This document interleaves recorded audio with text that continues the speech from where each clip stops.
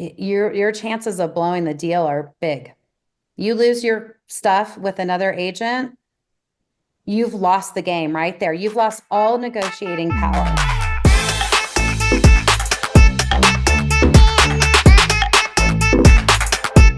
Hey everyone, welcome to the community here with eXp Realty. It is a great day, and I am very excited about what we're covering today because it's about how to handle the tough stuff. And we know that tough stuff shows up in real estate all the time. So that's this is a very definitely a time-worthy endeavor today to learn this information and to study with some of the best. And we have some absolutely top-notch agents here to talk through how to handle this stuff when it shows up. What tools and resources do you use, and how do you even navigate this stuff? And I'm going to bring up on stage somebody that I think the world of because I'm married to her and also for a million other reasons. So Lexy Sanchez. Hey, it's good to see you, and I know you've got some guests. I'm going to let you introduce your folks, and I'll get out of your hair here, hon. Good morning. Thank you. Okay, so this may not sound like the sexiest topic, but it's a realistic topic, and it's something that I think we all need help with. It sounds kind of crazy, but transactional real estate is wild. It's the Wild West in a lot of ways. And if I hadn't have had the tutelage and mentorship of some really experienced brokers when I first started, I think I would have left the industry, honestly, because no one forewarns you that you're going to be dealing with the full gamut of human emotions, and that you are going to face challenges that you're like, holy crap, I have no idea how that type works or whatever it is. And you have to figure it out, and you have to be a leader for your clients. And it's not always easy. There are blood, sweat, and tears in real estate. There really are. And I think today we're going to hear some stories about that, which I'm very excited about. So storytelling is one of my favorite ways to learn and to impart knowledge. And I have two ladies with me today that have, well, they're going to tell you how many years of experience between them. But we have Pearl Heaton and Tammi Ellison from Rogue River Grants Pass in Oregon. And this was Tammy's idea. She was like, oh my goodness, we should talk about how to use humor and keep yourself together, have integrity when like the you know what hits the fan. So Tammi, Pearl, give us a little introduction. Go ahead, Pearl. Hi, I'm Pearl. I've been with eXp for now 5 years. The whole time I've been in real estate. I'm a late in life realtor. I was sick of taking care of family members. Love them all, but they've all died. And I got my license. Good for you. Yeah, it's been an adventurous 5 years. Yep. I'm Tammi. I got my license in January of 2018, and I did about 50 transactions last year. So real estate's been good, and I have lots of good stories because of all the wonderful people that we work with, right? Wonderful. Times. Sometimes they're wonderful, for real. So Tammi, what was it? Only 50. Yeah, right. Jeff's like, step up your game, Ellison. So what's the so what made you think this would be an interesting topic? You know, I am in a business networking group, and we tell our stories, and sometimes we have 10 minutes to tell our story. And so I think it just helps people resonate. And in the business, how often do we really get to share? Do we have time to share? Sometimes maybe in passing, Pearl and I might be like, oh my God, I hid the bottle of wine that I had open last night. So I should have just left it out. Yeah. Late last People night. can relate. Yeah. So I think it's just good when we can come together and share some of our stories, how we got through, and maybe help each other either say, oh, wow, it's not just me, or, oh, that's how you handled that. Maybe I could have handled it that way as well. So I love it. You know, my uncle was a commander for the state patrol, for state police. And when I'm the last of 5 kids, and I have 3 cousins, and when we all got our license, before we were allowed to drive alone, we had to go spend time with my Uncle Beto. And he told us stories and showed us pictures. and scared the peawadlins out of us, basically, so Yeah. that we would understand that it's not a joke, that driving is really serious business. And I think that real estate is the same way.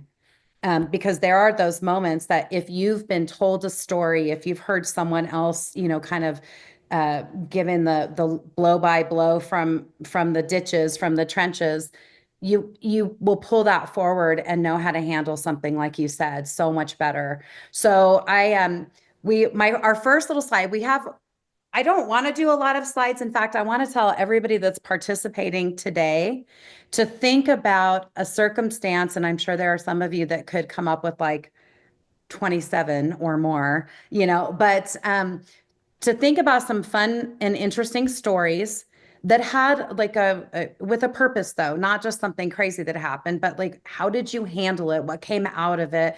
What will you never do or always do again as a result? So think of your stories, and we'll keep calling them up. If you are somebody that has one in mind, make sure, like, put your name down in the chat and we'll get to you. But let's go to our first slide, because this is basically, well, we're getting through the hard stuff with humor and integrity.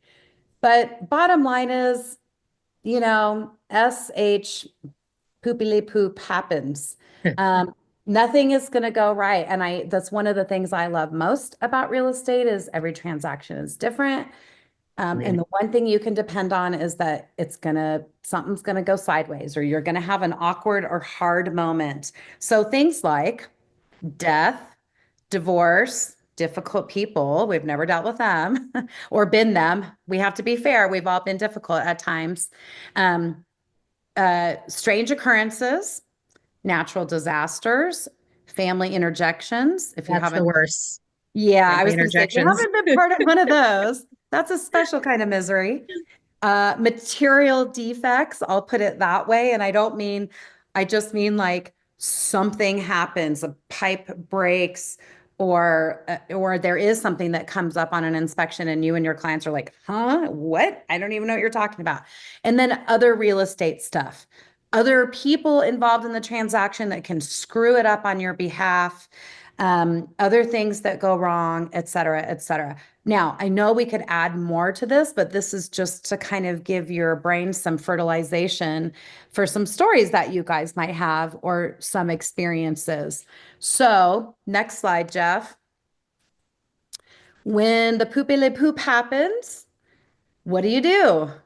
Well, Tammy and I had this conversation that humor and integrity are essential to getting through that. And humor is a coping mechanism that's well known in psychology. It can go a little bit overboard, right? But it's a great stress diffuser and connection promoter. When I was thinking about like, what does humor do? It connects you to another person through levity, which is important because it really is a release valve for a tense moment or something hard that you have to say or something hard that you have to hear. Integrity means staying true to yourself, your values, your education, because we have to uphold the law, and contractual law that a lot of us are writing in real estate is pretty serious business. We could go to jail, or have big fines. So staying true to yourself and your clients, it really provides resilience to get through those challenges. And the key to all of this is communication. Anything you want to add there? I think you really covered it. Yeah. Okay, so let's start out with the story. Tammy, Pearl, I'm sure you guys have something that you were thinking in advance. So Pearl literally looks like the cat who ate the canary. She's, I hope it's not the referral I sent you, but we did talk about We this. did talk about that. She's gonna be one of them. Yeah, that's a good thing to talk about, referral agents. So We'll get there. We'll put that on the list. this is a funny story. So I seem to be, we'll talk referral afterwards, but I seem to the last 2 years be the queen of hoarders. I am not kidding. If you can have so much stuff in your house on property, call me so I can sell your property for you. Mm. But I had a gentleman who had this most gorgeous 108 acres beautiful piece of property. And when you drove into it, it was two long lines going all the way out to the bar of neatly stacked stuff that was of value to him, with a barn that was full. And he built a lean-to that was also full. And then you went over to what was more or less, there were no doors, and then there was a house. And we managed to sell the property. The sad thing, what he could have gotten for the property and what he got for the property were, of course, two different things. And I did list it accordingly, and he got more money than I even thought he would. But he was very fortunate, and it took a lot of work with him that he was allowed to stay in it for 6 weeks without any, without paying rent. The bad part is I couldn't get him to quit collecting garbage. And I cannot tell you, I call them my come to Jesus talks. We had to have, and always speaking to him kindly and then walking away and shaking my head, because this is a man who sat in my car one day and wanted me to go down an alley and pick up garbage because he saw something really neat. And we got through it. I still have contact with him. I sold him another piece of property. But those are mentalities that I find really amazing, because what I see, or what most people see, and what he sees are so different. And you can't just say, are you crazy? You see what this is?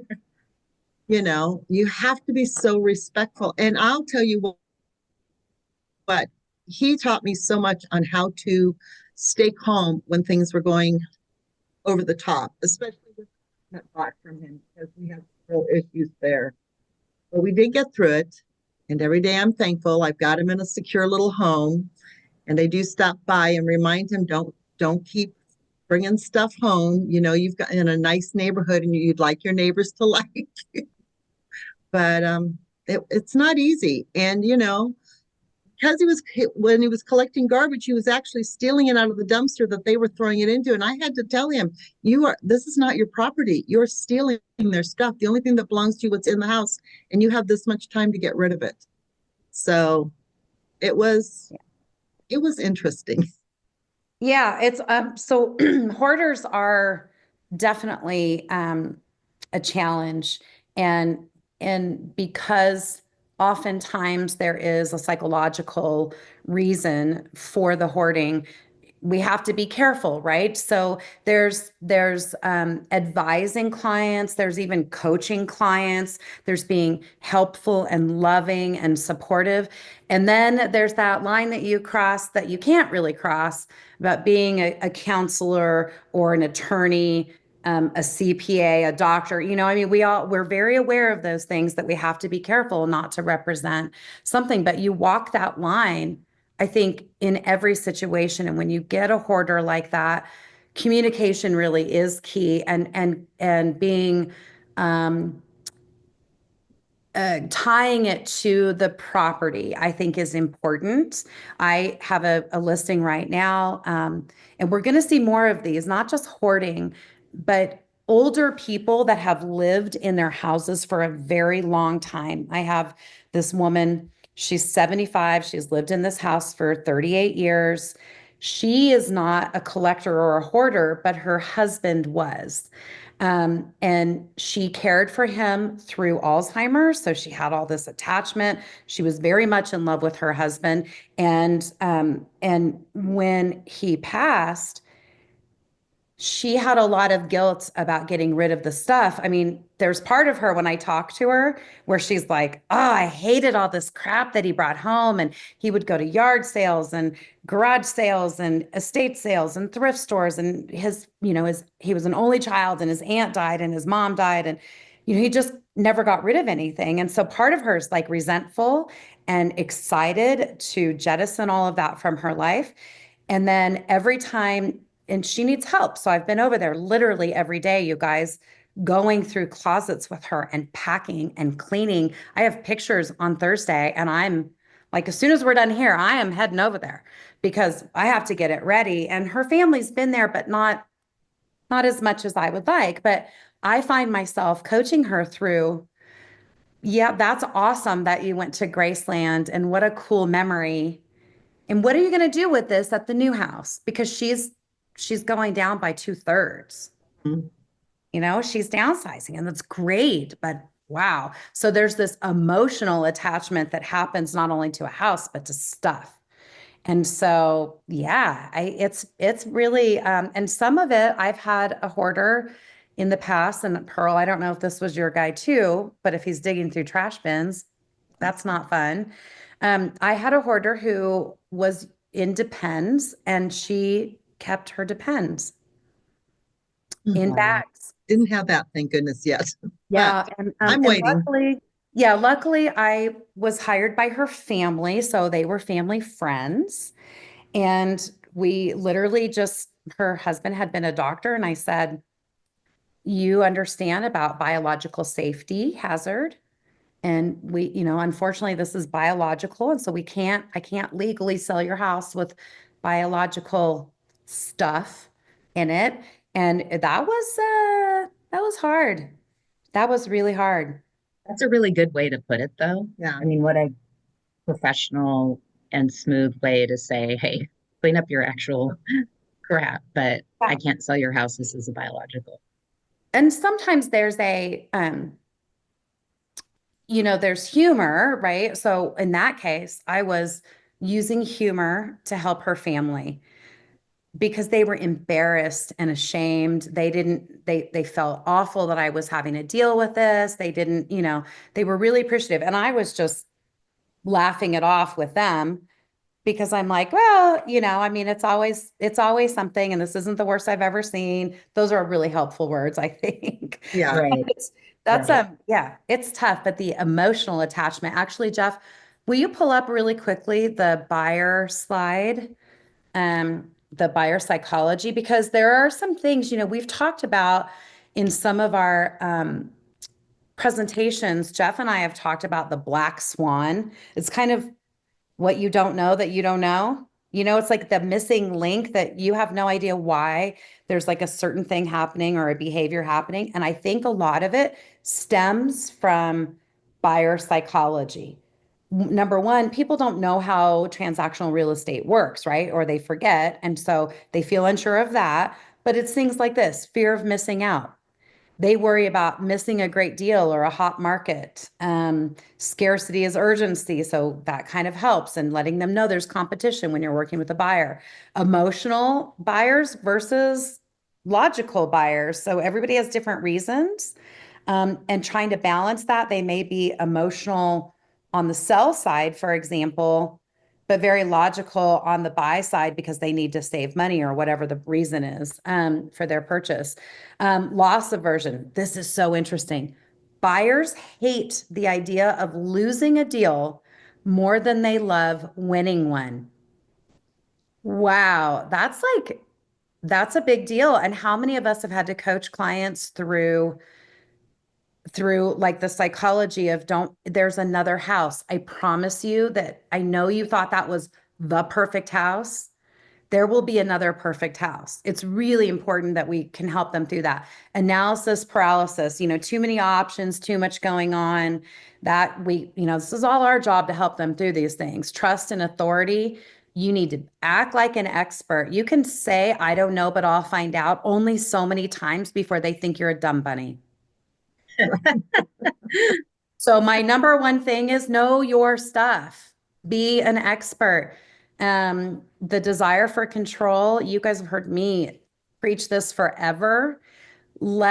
Give options to your clients, whether buyers or sellers, because they feel in control, but you control the options you give them.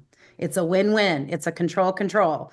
And then the power of anchoring, impressions are important with buyers. They want to know, like, what have they seen? What have they not seen? How do they feel about it? And you can be pretty strategic in the way that you show properties. If you guys, who's done that? Like, I've had a couple fly in for a weekend. I had 2 days and 22, something like that, showings. Yeah. We were like, boom, boom, boom. And we did it. But I was very strategic about where we started and ended on day 2. And that was a lot of it was based on how they were feeling about day 1. So Right. there is some strategy. Let's look at sellers. Jeff, pull up the seller psychology really quick. Can Uh, I chime in on buyer psychology really yeah, quick let's before do we it. move on? Yeah. Hi, Christine Kites here, I'm EXP Realty here in the Willamette Valley. And love everything that you guys are sharing. I actually had a story for the last topic that you guys had with the hoarding. It was kind of a combined situation where it wasn't just a hoarding. You started touching on it, Lexy, when I put it in the chat. You guys were talking about hoarding and that, and I had stated in there, there's an element of hoarding, but there's also the hoarder that has kept everything because it has a story and a value, The right? sentimentality is so hard. And on top of that, there's a next level to that, and that is the person who's actually occupying the property is a family member who doesn't own the property, who you're trying to exit the property, who has all the stuff at the property that has all the value. And that in itself, so the the family dynamic, when you're saying we have had, so many situations, I've run into more family dynamics where I've had family members in the property who don't own the property, that they've had to legally exit the property, and it's taken a process and a time to make that happen. And they have gone through the legal process to make it happen. They have literally used every time element they could to remain there, knowing they have to go, but they have squeaked through every day they could all the way through the process. And the family members have such a hard time. It's either a family, the owner has passed away and the family member is there. Or in the case of the hoarder, it was they were moved out and they were waiting for her to move out because there's a multiple family situation on the property. Yeah. So not so fun. And Even I'm just working with stuff, one right now.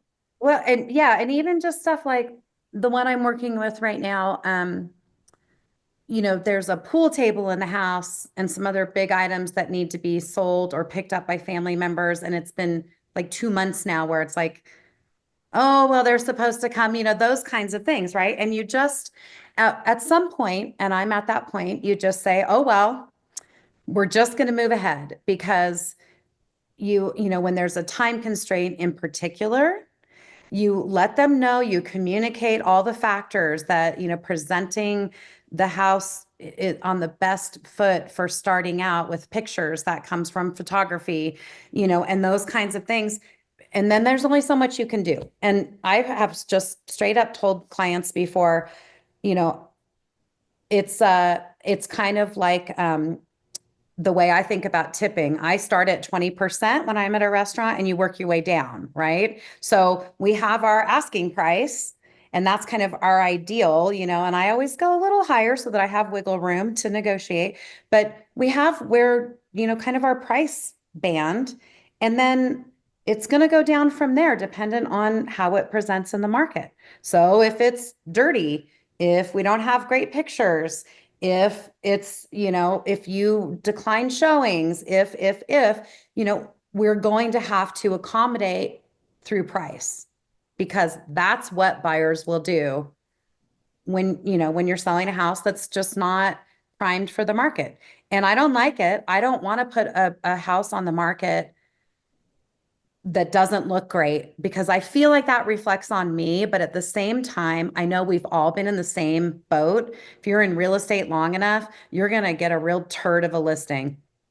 And guess what? Somebody's going to buy it, which is the most incredible thing ever, right? So you just kind of have to deal with it. And so I think the psychology of, great. And one of the things, take it with you then and sort it out on the other side. And I've literally with this client, I said, some of these things that you don't want to keep, but maybe they have some memories of your husband or whatever. I said, why don't you let me take some pictures? So what I've started doing is I take pictures of things that she's going to get rid of, but she feels a little sentimental about it.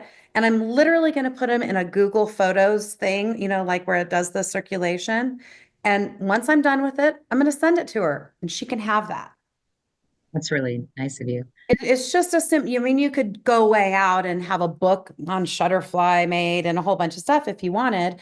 But bottom line is you have to think on your feet to give options to be like, okay, it reminds me of parenthood for any of you who have kids where you're like, how do I make this make sense to a 3-year-old? You know, how do I make this make sense to a 75-year-old who's walking away from her entire life, is completely alone, stressed about money, and sentimental? Well, holy crap. I'm going to try to anchor into the sentimentality without stressing her out by having to take all that. I'm Can I going to add something put it, to what? yeah, Oh, yeah. sorry, Lexi. No, go ahead. Didn't know you were, didn't mean to interrupt you. I wanted to add something to what Christine said. I think we're noticing in Oregon because of tenancy rights, squatter rights, that we have sellers who are in really difficult situations. And sadly, sometimes that is because of family members that have taken advantage and are overstaying their welcome. Christine, I agree with you. Usually it's usually related to somebody has died in the family. In my experience, somebody else might be taking advantage. On that note, I have a client that I was a referral from an attorney who handles probate and other types of property. And this client lost his father. He doesn't live in Oregon. His brother, I don't know the whole story about his brother, but his brother had to move to California with family. It sounds like my client is caring for his brother from afar, and the family's helping with that. So he could no longer be on the property. It's about 10 acres in Sutherland. And they called me because he spent 8 months with attorneys to legally get out squatters, 8 months to legally get them out. One of the problems was he was identifying certain people, and he needed to go back and identify certain people plus anyone else that shows up on the property. Unfortunately, though, while he legally did that, they walked right through that, and squatters were still on the property. So very hard to sell. Full of, I mean, you've probably, most of you have seen a drug using house, or the manner in which you walk into it. This one actually wasn't as bad as some I've seen. There is 9 RVs on the property, multiple cars, multiple people. So luckily for me and luckily for my client, I actually know somebody that deals very well with these types of situations, knows how to legally and yet forcefully, I don't mean illegally forcefully, but have that presence, know the language, and remove squatters. So he offered to do that, and then he also offered to purchase the property. So honestly, I don't know what I would have done, because it's unsafe to list, and I'm not sure who else I would have found that would have taken that on. And I think it's just going to continue to be a growing problem, and is a problem in our state and probably other states. But yeah, and knowing, checking the laws, always ask your broker. So, what are squatters' rights like? What are the options here? Tenants can be very difficult, selling houses with tenants in them, and making sure that tenants' rights and all those things. But when in doubt, check with your broker, check with other agents, call the sheriff's department and say, what do I do? I'm a real estate agent and I've got some squatters. What can we do?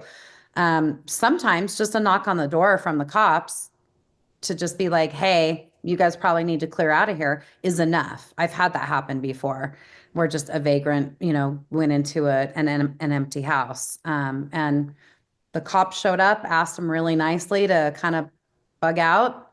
They did. And my client was not in the state. And so we, reinforced the door and put some better locks and all that stuff. And you just gotta kind of get through it. But yeah, it's scary. Some of it's really scary. What other do you guys have? Well, let's look really quick, Jeff, at that seller psychology, just because I think it's interesting to look at those prompts. Price anchoring bias. We've all had those sellers that are fixated on, well, Joe down the street got X amount and my house is bigger. And you want to say, yeah, but your house is a piece of crap. Like, have you ever thought of changing your filters or running the duster or anything? Emotional detachment struggles, definitely people anchor into place, right? And that's a big one. Jeff and I were just talking the other day about how lucky we feel that we love our houses that we live in, but we're not ever tied to them. So if it comes time to move, we're just like, okay, it's another house. And that's something you can share with, clients. Fear of undervaluing. They want to make sure that you aren't going to leave money on the table. They're not going to have a loss. Loss aversion and regret, like, oh my gosh, are we doing the right thing? Confirmation bias, definitely feeling like they are selectively focused on one aspect and you're trying to like help them understand that it's more. Fear of the unknown, urgency versus comfort, and perceived value in presentation. It's, just kind of tough stuff. Let's do another story. Who has a story from the audience, maybe?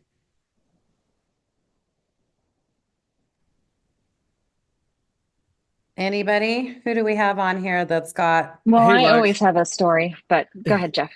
Yeah, I'll do a quick one, Christine. I love this topic because obviously stressful stuff shows up, and we all experience friction in transactions.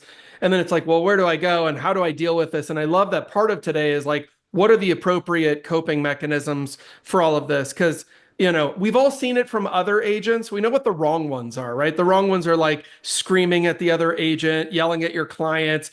I'll put them in their place. It's like that they're your clients, not your children. So, it's maybe putting them in the corner isn't the right answer.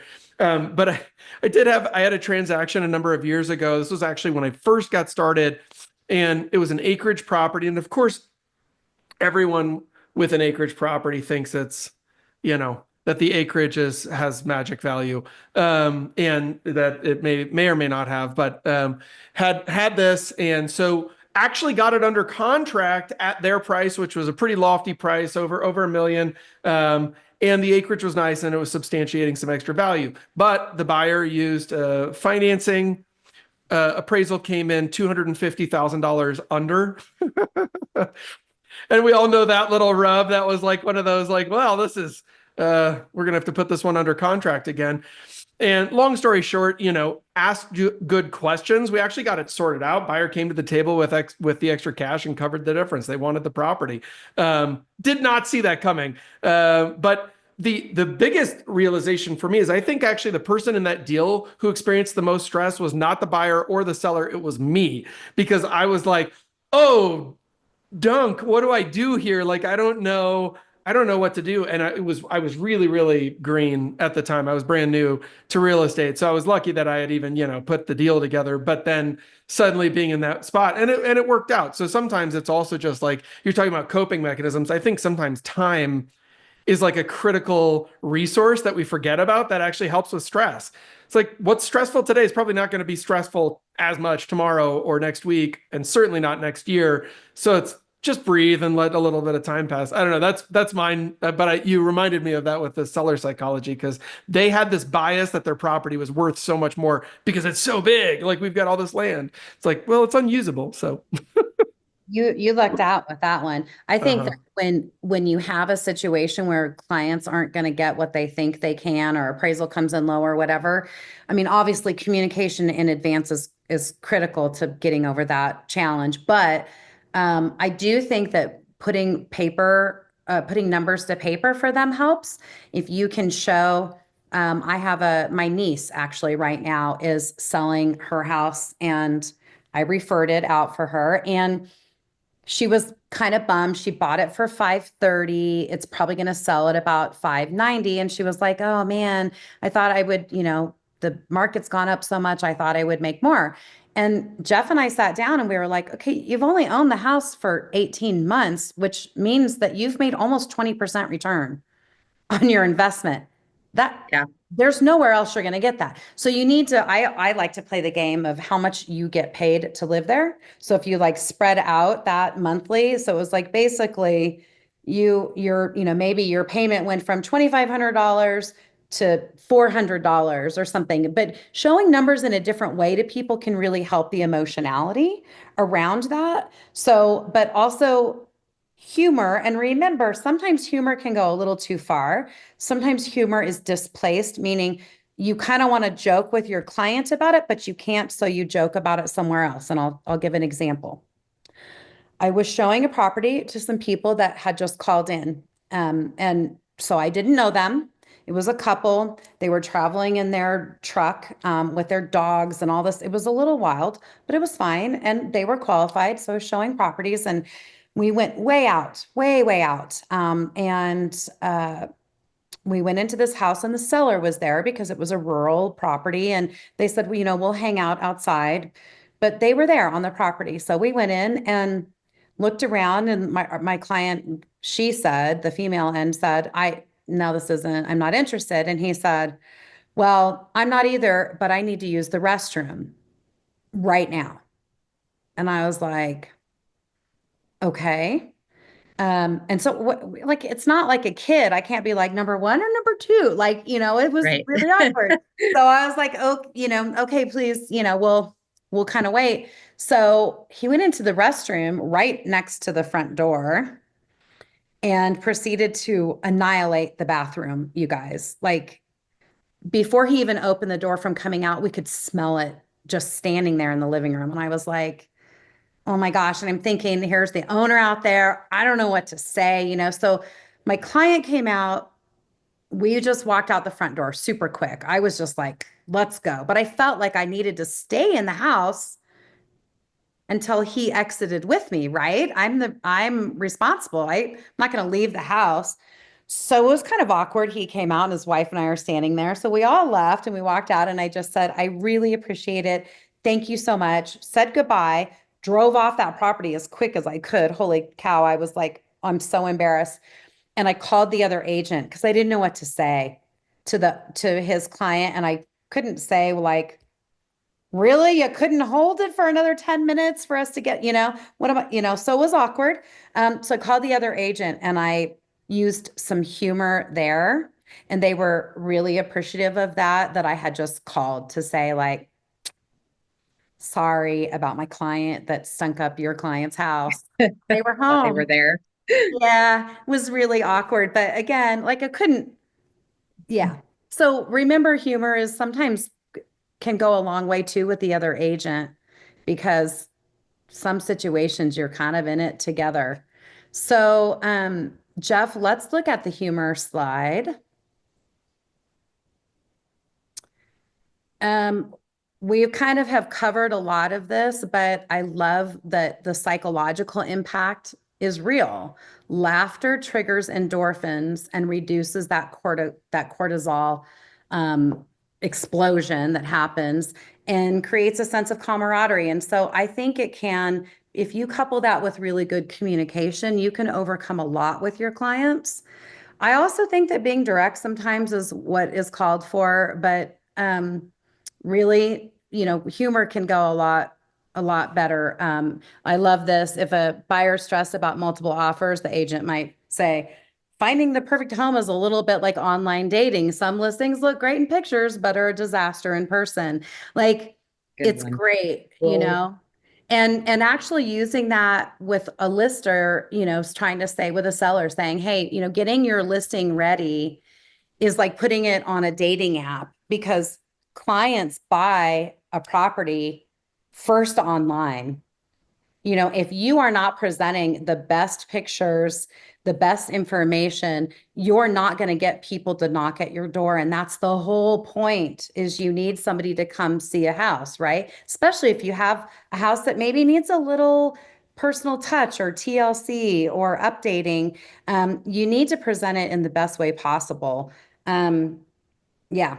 So who has a story now? Lexi, I wanted to add something to what you Yeah. said there.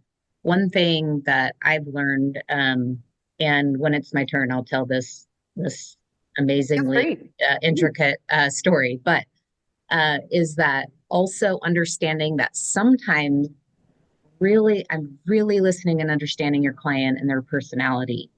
Sometimes we want to fix everything, and sometimes they just want to vent. You don't actually have to fix it in that moment. You can give a little breath. You can offer a solution later. You can realize and recognize when they might need that humor interjection, as opposed to just being, again, like you said, trying to constantly defend and try to solve everything, because some things you don't need to solve. Some things you just need to stand up and say, like that example, hey, it's great they only asked for this, they didn't ask for a roof. So I used to want to run in and felt like I needed to fix it right away. And I learned that what a difference a day makes in real estate. What I might not be sleeping over, it oftentimes the next day a solution comes to my mind when I'm not so stressed, or I recognize it's not as big of a problem, or just one of those things. And then I can address it in a, not that I'm usually running around freaking out or anything, but just in a calm manner. And I just feel like solutions come to you, or the problem lessens itself when you give it just a little bit of time. We've talked about not biasing your client by saying stupid things. Yeah. Like, don't over dramatize the problem. It's right. And well, and Lexy, I hear you do this all the time where you'll ask the client, I'm sure Tammi, you do this too, and Pearl, but like you'll ask the client how they feel about something before you make it. Because sometimes you assume something's going to be a problem, or you're stressed about it. Like the offer price. You Right. think, oh, You hell no, assume- they're going to turn that down. And they don't, Right. they're fine with it. And then the buyer's like, I'll write a check for 250 grand cash. And you're like, oh, okay, well, you and you only, but all right, Yeah. Yeah, Yeah. for sure. That's really good advice. And reassuring them always with remember, we're in this together. We can work through whatever. We'll always have options. I'm here to make sure that it's legal and to employ my experience that I have from other transactions. And by the way, even if you're a new agent, it's okay to say that. You can just say my experience. Yep. Who's going to say like, well, what experience exactly? You'll be like, well, my 3-year-old is a real challenging pill. And if I can deal with that, I can deal with you. I mean, you don't have to say that. I just always like to empower agents. Just get through the first few transactions. You'll have stories. I promise, So I'm curious, Tammi, what's your story? Let's hear it. So I'll try to keep it short, but I was new in real estate. I had a floor call from a woman I'd say that was probably in her late 70s, maybe early 80s. Tammi, you're breaking up a little bit there. There's a big lag. Is everybody else seeing that? Yeah, we're Okay. losing you a little bit, Tammi. They're frozen. Okay. There you are. You're unfrozen now. Tammi, it happened when you leaned to the right. That must be where your router. It keeps saying our internet connection's unstable. So am I back fully? Yeah, you're Okay, good. I won't lean to the right. Late 70s, maybe 80s. Yeah. And when she called, it was a floor call. And when she called, she sounded really stressed out. And I could just tell. And she wanted me to come out. And I was so excited because she wanted me to come out and list her riverfront property. Okay, yes, please. Right. So I drive out there and she lets me know that her husband has liver cancer and it's pretty severe. They want to list the house and they're okay with living in an apartment if we sell the house right away. Everybody still hear me? Okay. So I go and I meet with her. We walk the property. We discuss a price. And before, generally in the business, right before we go list something, we tell our coworkers about this listing coming up in case they have a buyer. So she's not here today, but I told Joanne. And she quickly had an offer ready, sight unseen, right? These guys wanted this house. It had a 3-car garage, just right on the river. So I tell my client that I have this offer, but she has since decided we can't list the house. It's progressing worse than we thought. And he wants to die in the house. And so, I talked to her a little bit. I want to maybe accept this offer and just have a long-term agreement for closing. I can't hear Lex. Oh, you're Writing a muted, Lexi. contingency that they can take possession after the Sure, death. sure. And she just looked at me and said, look, I don't want to project when my husband's going to pass. No, take it off the market. But here's the problem. Because I got an offer before I actually listed it for a full price, I don't remember if it was cash or not. When she came back and he passed and she wanted to list it, she said, I want $100,000 more. To which I thought, okay, I might have been off a little bit, but not 100,000. But I said, okay, I think that's over the price that you're going to glean, but we'll go ahead and do that. So that's not the whole story. That's not even the tip of the iceberg. So we go, we list it. Of course, 100,000 is too much. It comes down a little bit on price, and we get 2 offers. We get a client that I showed the house to that wants to make an offer. And then we get another client whose agent's out of the area and they want to make an offer. So this is good, right? We get a full price cash offer that we accept. And this is amazing. And the woman who wrote the offer, her mother is the one that wants to purchase it, who's probably also likely in her late 70s or 80s. And she, the daughter, lives not too far down, maybe 2 or 3 miles away from this house. Okay. So my client, of course, is devastated because she's got to leave the property that she absolutely loves, but realizes she doesn't want to care for anymore now that her husband has passed, but still it's very bittersweet for her. She's going to go live with family. I mean, she got her own place, but near family up near Seattle.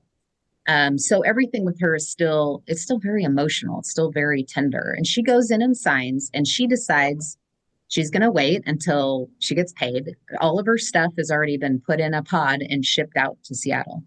Okay. So she signs, we're waiting for the buyer to go sign and close, and title calls me and says, buyer never showed up to signing. The third thing is that on Echo Drive at the time, you can't get a hold of anybody on their cell phones. They don't work there. So if you don't get them on a home phone, you don't talk to them. Yeah. Buyer's agent lives in Eugene. They're not here. So we can't get a hold of the buyer. So I drive out. Now I'm feeling like I'm crossing lines here. I got permission from the other agent. I don't normally drive out to the other person's client, but we've got to know what's going on. So I drive out there and they're like, oh yeah, I guess, yeah, maybe she forgot. Da, da, da, da. Yeah, we'll get to it. And I'm like, absolutely not. It's end of the month. The title's very busy. We're calling escrow right now, and you need to get a signing time. And so they got a new signing time for the next day, right? And I'm supposed to be headed out of town. So the next day rolls around and they didn't show up. And at this point, I had advised my client, because I was sure that they were going to follow through, right? I was positive they were going to follow through until all this. I told her to go ahead and go. She can just get her money because, I mean, her stuff's already gone. What can she do, right? So now she's gone on my advice. And like I said, they didn't show up. And I don't know what to do. I don't know emotionally how to handle this, how to call her and tell her this, especially since I told her to go ahead and go and it would be fine. So it turned out there was an issue with the buyer's son didn't really want her to buy this property, and somehow he was legally blocking this. And she flew to California. The whole deal fell apart. We did eventually get their earnest money. Second side to this story, though, is that those buyers that I showed were seasoned agents. They wanted me to represent them and the seller, and they wanted to kind of exploit in that position. So we got them under contract, but it was for less money, and they wanted her to carry the contract, and she did. So I quickly learned how to do an owner carry, right? If you don't know, property on the water also brings its own set of needs for the seller that I had to quickly learn. So the buyer comes in, and their goal, and they shared this with me later, was to they clearly recognized I was new. I always tried to be professional and not look new. But they just tried to beat up that seller through me, and they would say things like, well, you should buy a lawnmower because you're getting the commission on both sides, and ridiculous things like this. And I said, I've already granted my seller a discount. So we battled and battled and battled. This did close, but one thing that I really learned is that if you want to represent both sides, be sure that you can work well with both parties, because if you can't, the reward that you would receive in a commission is not worth the litigious nightmare you can get yourself into. I didn't get into one, but they would see me around and be like, oh, did you know that the property didn't da, da, da, da, da, da? And I was sure I was going to get sued by these buyers who were agents. I didn't. So my client was able to move to Washington. We did close this other transaction. There was a lot of heated negotiation, because when you have people in their later years, sometimes I've experienced they will cut their nose to spite their face for what they think is right. And so I did. I learned a lot of good negotiation. I had to hold tears back. I had to navigate. And again, one thing I really learned is that if I'm going to represent both sides, I better believe that I can, that those two parties are manageable. Yeah, as a general rule, I don't do dual agency. Right. I'll refer it out even at a high referral percentage. And I've taken them before from people because it's just tough. And, I don't know, it's scary. And I do think rule number one is don't get sued. I'd rather take less money and just get a referral off of something and not have to deal with it. But again, sometimes in that particular case, man, Tammy, that's tough, because if they were agents, you weren't even dealing with another agent. And having purchased, houses before through agents, as an agent, that's tough. It's Yeah.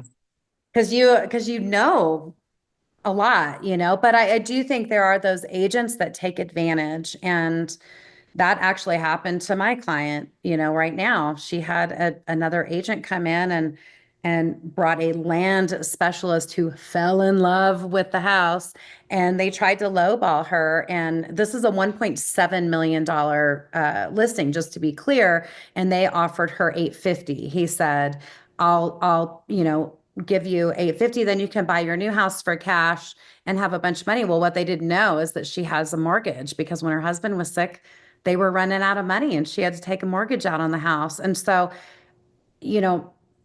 a lot of people get taken advantage of, especially elderly people. And we need to remember right now that we have the largest number of seniors than we've ever had in recent history with the baby boomers. And a lot of them are going to be resizing their houses. And so, we need to be aware of those things. How can we help them? And also get a head start on it, right? Because time does help. And the closer you get to a time crunch, the more stressful it gets. So Also recognizing that these agents had an agency in the past in California, right? Rural Douglas County is not Southern California. right. And I think we've all here learned that there are expectations based on experiences. I'm not talking about these particular clients, but other buyers.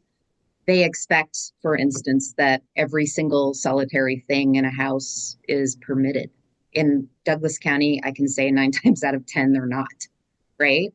In their experience in California, they're like, oh, my house would get taken away. The county will come after me. There will be environmental, they're really nervous about things that people aren't quite as nervous about here. So educating and having those conversations or digging deeper for them is important. I've also learned that working with other agents in different areas, I thought for a while there, what am I saying? Because I am saying something, I'm being diplomatic, I don't know what I'm saying, but what I'm receiving is angst and anger and frustration in another agent.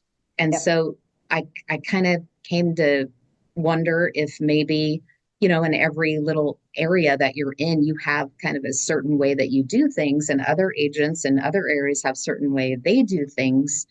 And maybe they perceive the way you do things isn't the right way because it's not the way they do things. And so, um, I've definitely navigated through some people that seemed very hostile in our business. Yeah. And that's a weird, it's a weird industry in the sense that we're sort of competition with other agents, and at the same time we're collaborators. And I always like to focus on the fact that we're collaborators and remind other agents that nobody sells, nobody buys, and nobody gets a commission unless we figure it out Work together. together. So, and I've just straight up called people out if they're really difficult. But the biggest thing that sticks in my mind is Chris Voss. And you've heard, Jeff and I talk about Never Split the Difference by Chris Voss, this great book about negotiating. And he was a police negotiator and then worked with the FBI, went to the FBI, and he actually was the founder of their negotiations through the FBI. And he's amazing. But he always says, don't ask why, ask how and what questions, because those encourage participation and cooperation. So you have a difficult agent on the other side, and you can say, things don't seem to be going very smoothly. And you can state the, situation with the amendment, the addendum that you guys just sent. Here's the position of my client. How do you think we could proceed with this? I like pushing the pile of poop onto their Right. sandwich for a Yeah. minute and let them kind of come up with something. But the how and what questions are helpful versus why, because that's, why is like a push this way towards somebody, and how and what is bring me something. So yeah, yeah, in 1 year, I had 2 clients die in the middle of contracts. Thank Yeah. goodness we had an accepted contract on both of them so that we were kind of past really too much conflict with having family. Luckily, they both also had one had an attorney as his executor, so that was good. And another had their son, and I had included the son in the process. And so he was happy with the fact that we were under contract and we were able to persist. We had to, create an addendum to change the stuff and provide some legal documentation. But I was able to close on both of those transactions. But when you get a call like that, it's hard, it's like you're like, oh my goodness, what do I even do in this situation?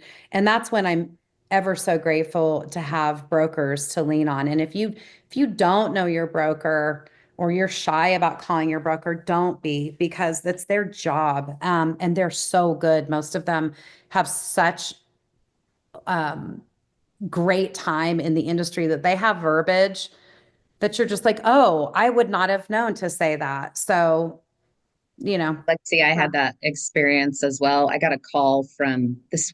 I had this wonderful seller, and I would have never guessed of all the parties that she would die. She was energetic and vivacious and just loved her. Yeah. And her son, who I'd never met, we just talked on the phone. Her son called me on Thanksgiving Day and said, "My mom just passed."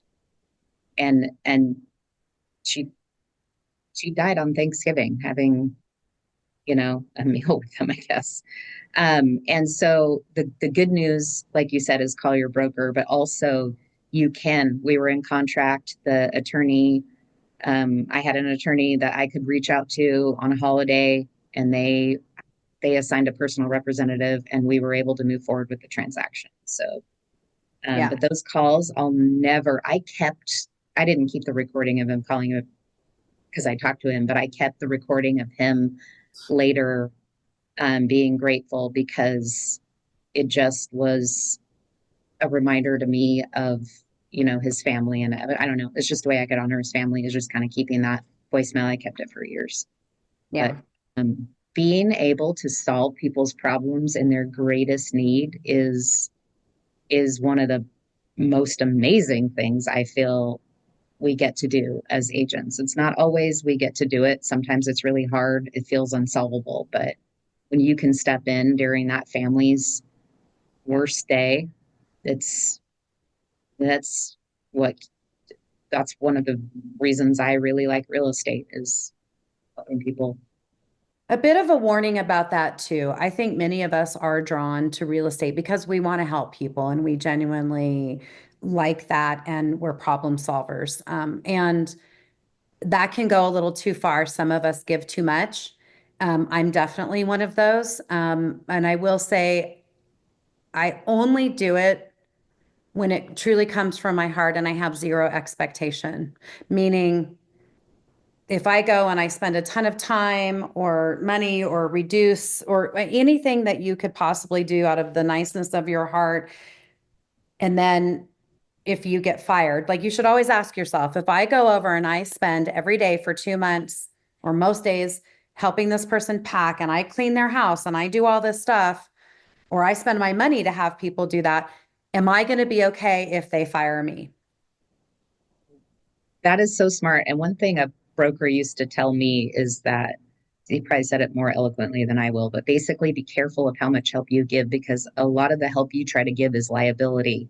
One time, Yeah. my husband, who was in the business for about 5 minutes, and I were going to meet the clients after closing, and my client said, "Hey, look at this air conditioning unit. It looks like it's leaking." And my husband only went over and touched the pipe and it broke.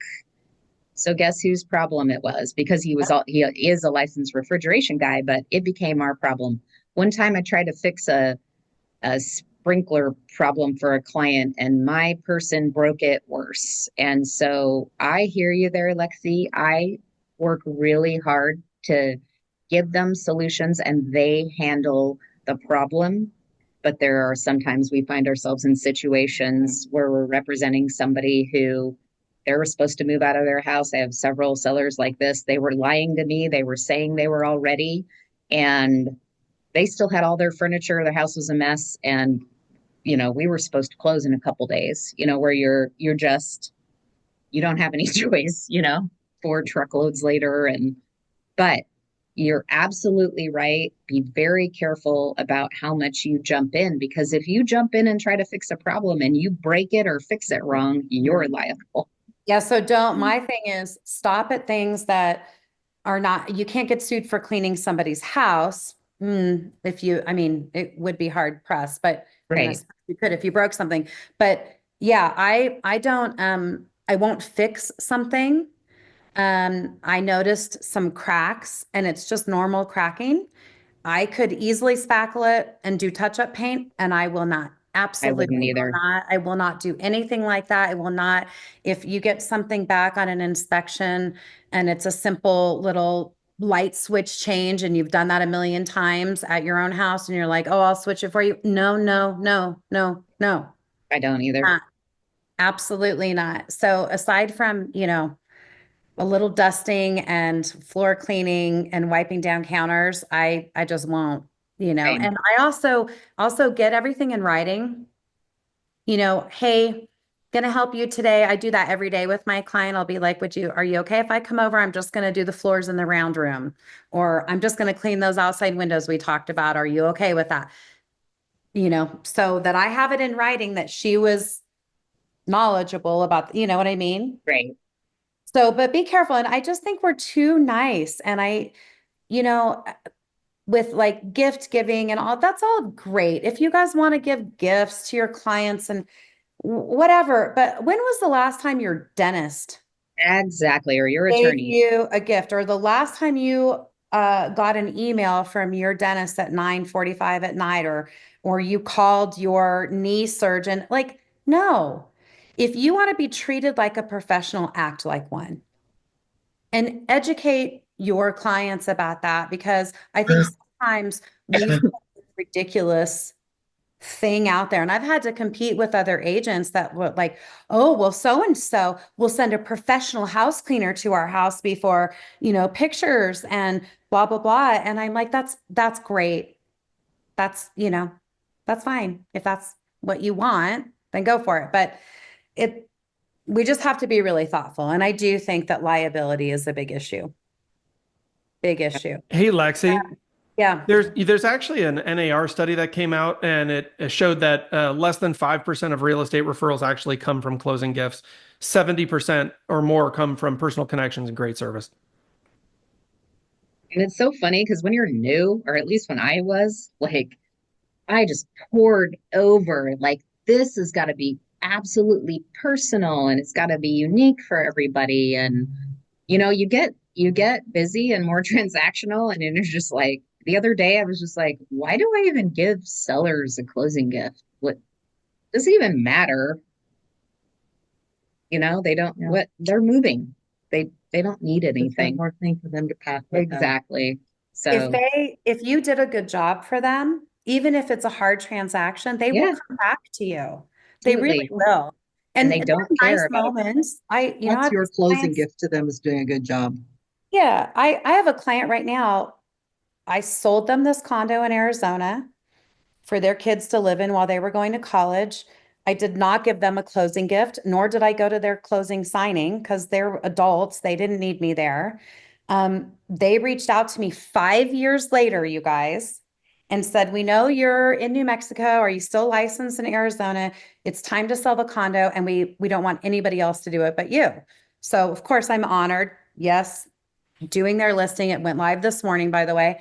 But when I was there last week, getting it, just kind of checking in and doing photography and stuff, their son, who's still living there, has anxiety and OCD. And I took him, I printed out the instructions for showing time so he would know how to do that. Really empowered him for like, hey, listen, remember, most showings don't last very long. If it lasts more than 30 minutes, that's a really good sign. You don't have to completely leave, go sit in your car, go sit at the pool, and you can literally watch them go into the house and come back out, and then you're free to go home. Like I just wanted to empower him, and I took him a little goodie bag because I'm a mom. I have sons and he's a Right. college student and he's stressed. He's a college student having to deal with now showings. That's a nightmare, right? He's stressed and he wants to do this for his parents and all this stuff. So those little things I think go further than a cutting board with my name on it or their name on it or whatever. So just, think about those things. I'm going to tell one more story. And then if somebody has a story here that you guys want to tell. So this was my very first buyer. So I was fortunate when I got started, I ended up with a lot of listings right off the bat. So that's my comfort zone is listings, but I have a lot of fun with buyers. So I got a call. Oh no, it was not a call. I was a grant writer on the side doing some work for an organization that I helped to found, and I was writing grants for them and just volunteer. And one of the women that worked in the office for the organization said, hey, I got married last summer. We're going to buy a house. Will you be our agent? I was like, yay, of course I will. So we start looking at houses and we went into this house and it was on our lunch hour, I think. We went and I opened the door and it was like pot, like wafting out like a cloud of marijuana smoke. I was like, okay, wow. Luckily, my client she's young and she was like, don't worry about it. It won't bother me. So we walk in, we're looking at the house. I can tell she really likes it. We're walking down the hallway and there are all these kind of lewd pictures of the seller with girls. And I mean, like, not Right. dressed. They're naked. Right. Very weird. Lewd.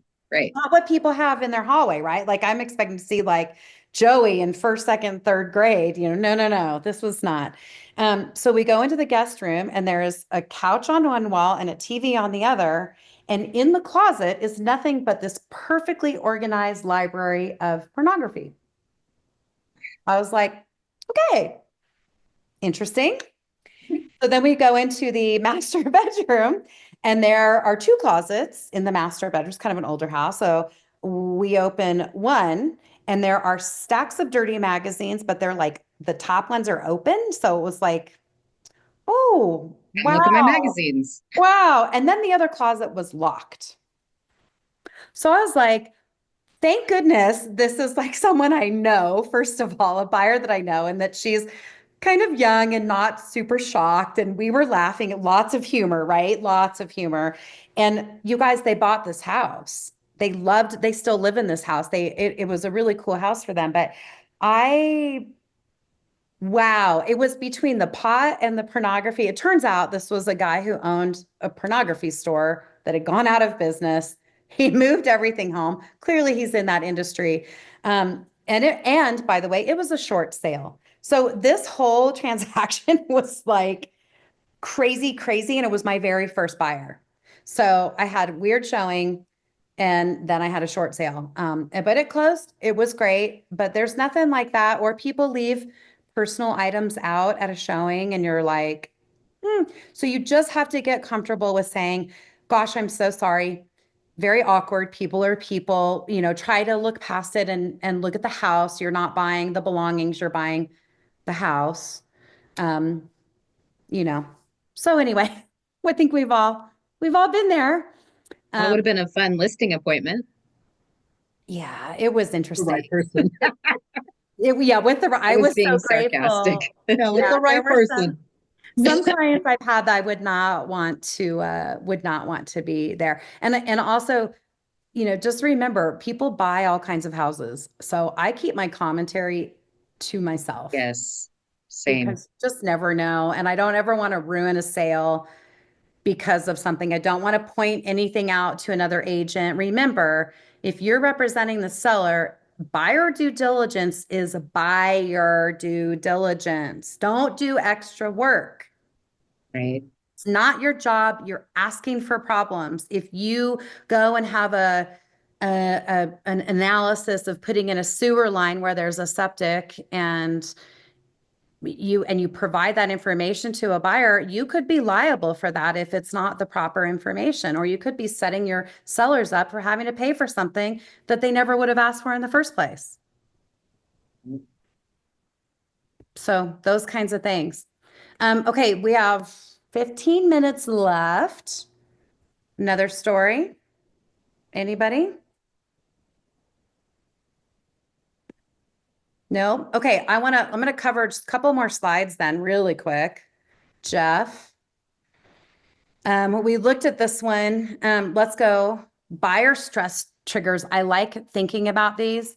Fear of overpaying, limited inventory and competition, basically, mortgage and financing uncertainty, inspection surprises, decision fatigue, contract complexity, cold feet, move-in logistics, job stability concerns, and buyer's remorse. Bottom line is, I think all of these, for the most part, job stability, as long as their funding is going through, it's really not your problem. You know what I mean? You can't control that.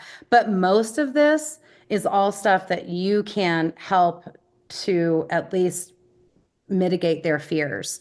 We all know that move-in logistics one is a real problem. I've got buyers that are coming down here to New Mexico from Oregon that got referred to me, and I have to talk to them twice a week and say, I know it's scary, I promise it'll work out, but people are like freaked out they're going to be homeless. But I think providing information in advance is really important.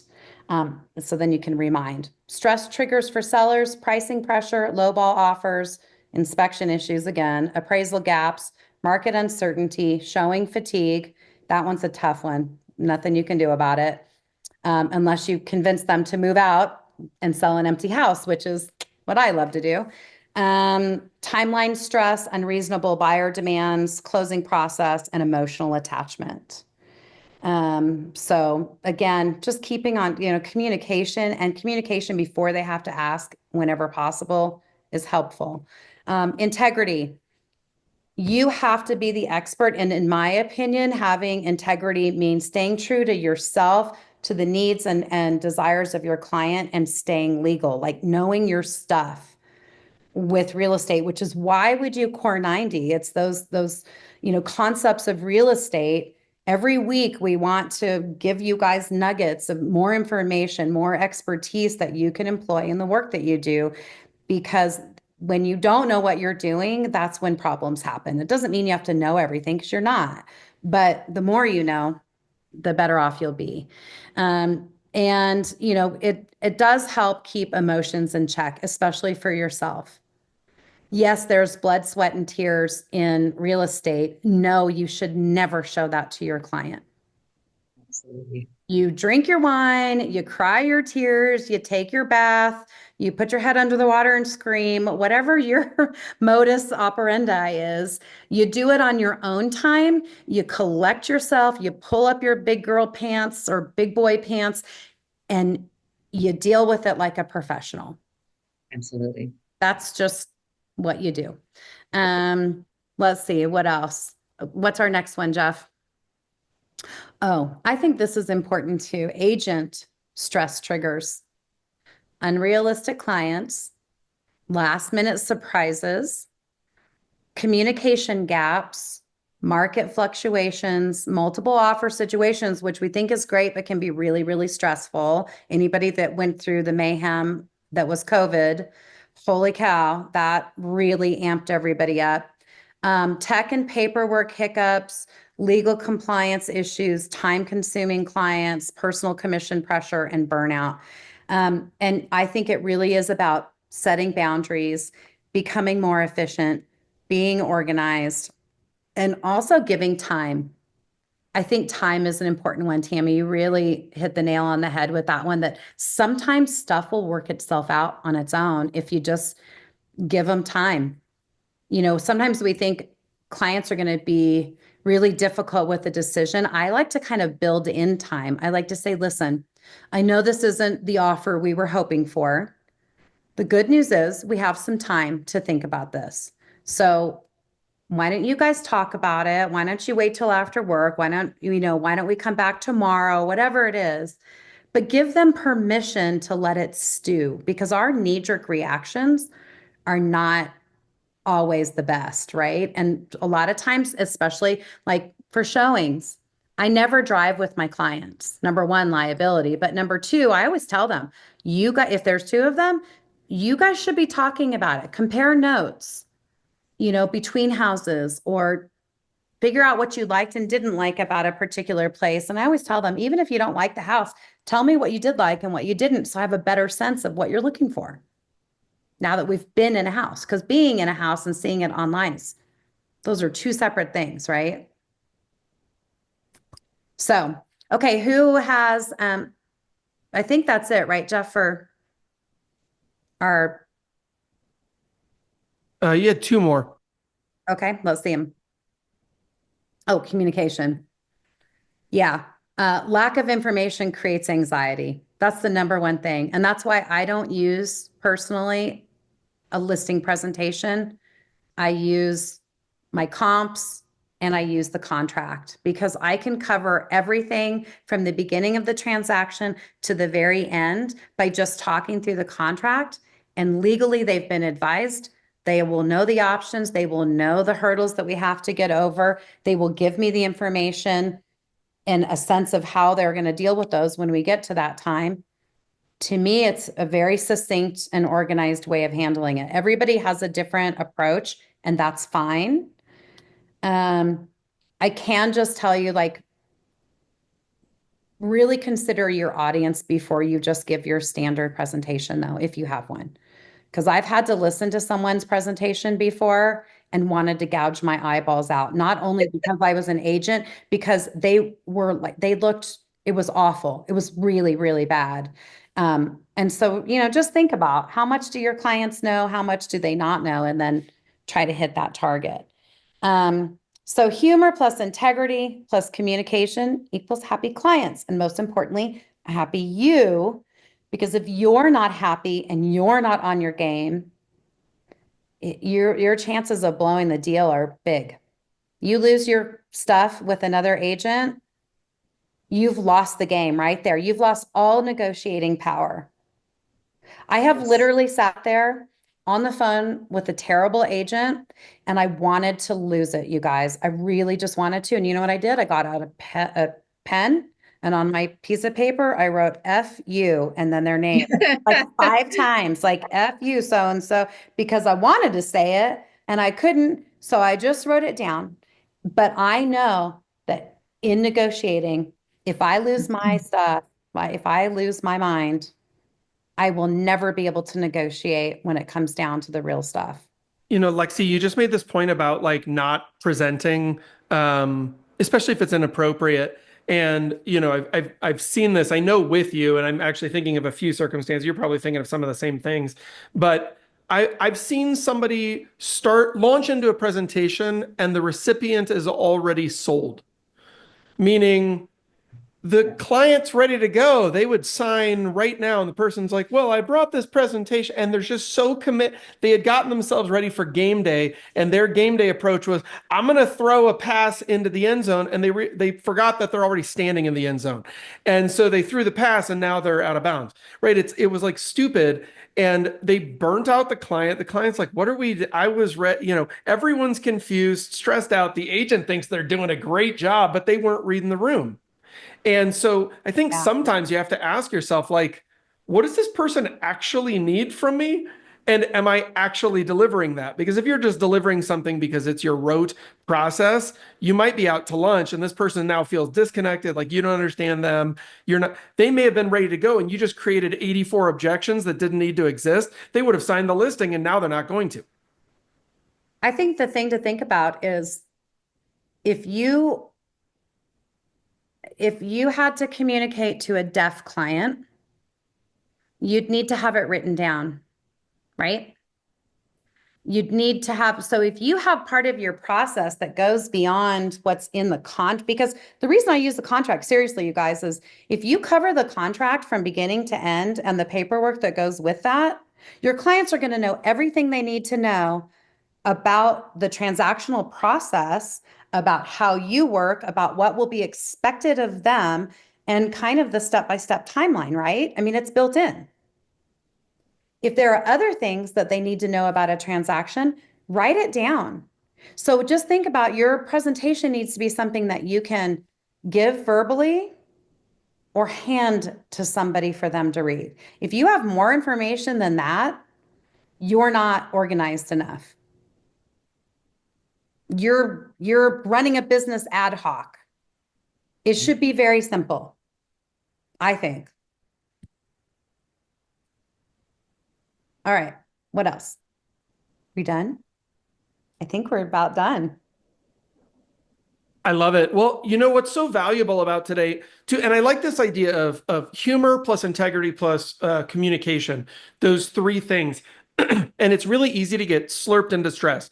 Real estate, so many times I'll hear people, I'm so stressed. I'm falling apart at the seams. I'm so busy. Busy and stressed are two things agents I feel like congratulate themselves for being a lot. And I actually feel like if you work on your business and yourself, you can avoid the majority of stresses. Look, the triggers will hit you, but you'll recognize them. You'll be able to disarm the bomb, let's call it, a lot sooner than just sitting there and wallowing in your stress or being proud of it. It's the same thing with busy. Busy is not the same as productive. Stress is not the same as good communication. It's not the same as good contractual follow through. Like at some level, being stressed is not a badge of honor.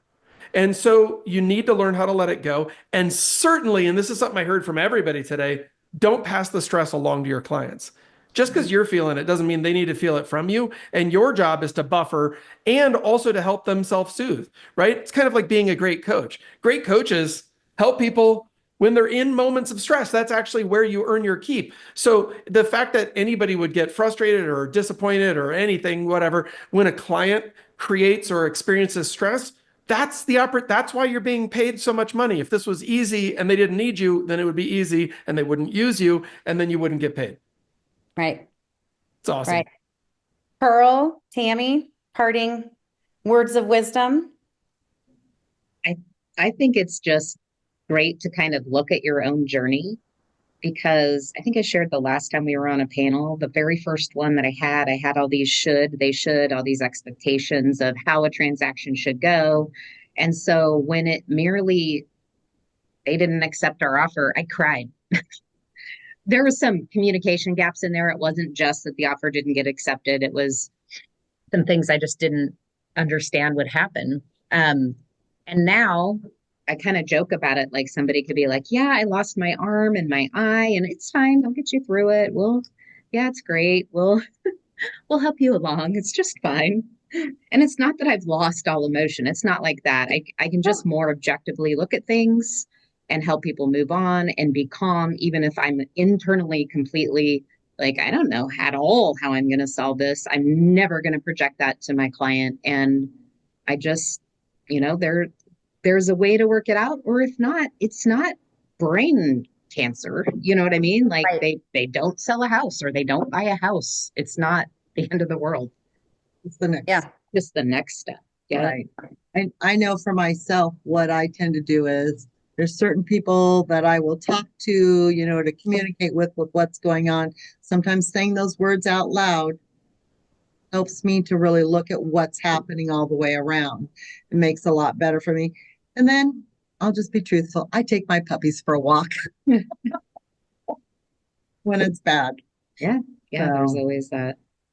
Yeah, I think it's true. And I think honesty is always the best policy with your clients. And you can say, yeah, I'm disappointed that they came back with that response. And let's look at what we can do about that. And then just, being honest, giving the options, like you said, Tammy, it will work out. Maybe not the way everybody wanted or expected, but it does work out.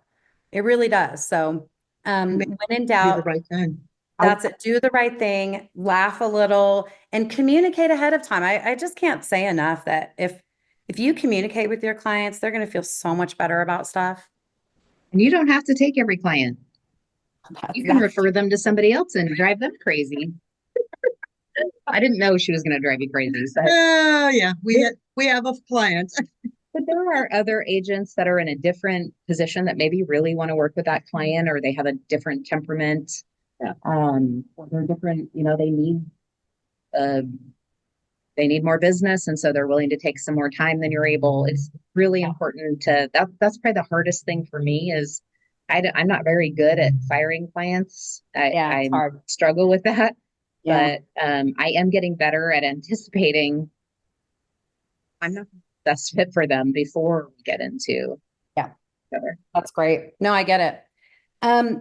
Speaking of experience and stories, next week on Core 90, we have a true master at real estate and just a genuinely amazing person named Nolly Williams. Hails from Texas. He's a good friend of I've ours. seen Nolly.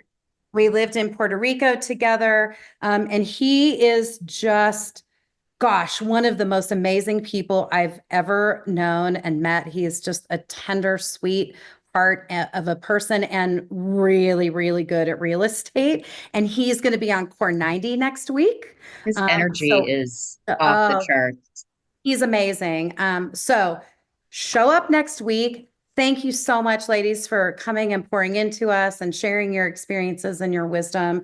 Everybody, I hope you have a wonderful week. Go get a new buyer, go get a new seller. As always, keep in touch. We love you guys and have a good week.